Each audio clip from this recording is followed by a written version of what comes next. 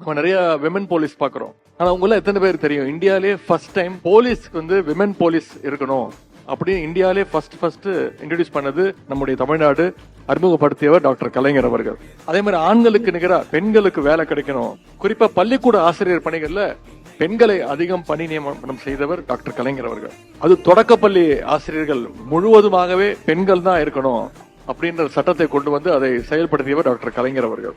இன்னைக்கு கிராமப்புற பொருளாதாரத்துடைய முதுகெலும்பா இருக்கக்கூடிய மகளிர் சுய குழுக்களை உருவாக்குறவரும் டாக்டர் கலைஞர் அவர்கள் தான். பெண் சிசு கொலைங்கிற கொடுமை இன்னைக்கு சுத்தமா ஒழிக்கப்பட்டிருக்கு.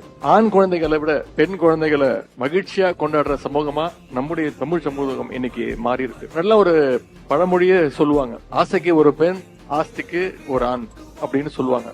அது செல்லமா வளர்க்கறதுக்கு பெண் குழந்தையும், தன்னுடைய சொத்தெல்லாம் எழுதி வைக்கிறதுக்கு ஆண் குழந்தை அப்படின்ற ஒரு பழமொழி இருந்துச்சு. முத்தமிழர் கலைஞர் அவர்கள் தான் கிட்டத்தட்ட 25 வருஷத்துக்கு முன்னாடியே இந்தியாவிலேயே முதல் முறையா ஒரு சட்டம் போட்டாரு. அது என்னன்னா, குடும்ப சொத்துல பெண்களுக்கு சம உரிமை உண்டு அப்படின்னு சட்டம் போட்டார்.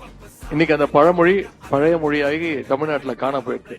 இந்த மாற்றத்திற்கு முதல்ல அடித்தளமிட்டவர் தந்தை பெரியார் அவர்கள். அதை செயல்படுத்தி காட்டியவர் பேரறிஞர் அண்ணா அவர்கள். அதை தொடர்ந்து செய்தவர் டாக்டர் கலைஞர் அவர்கள்.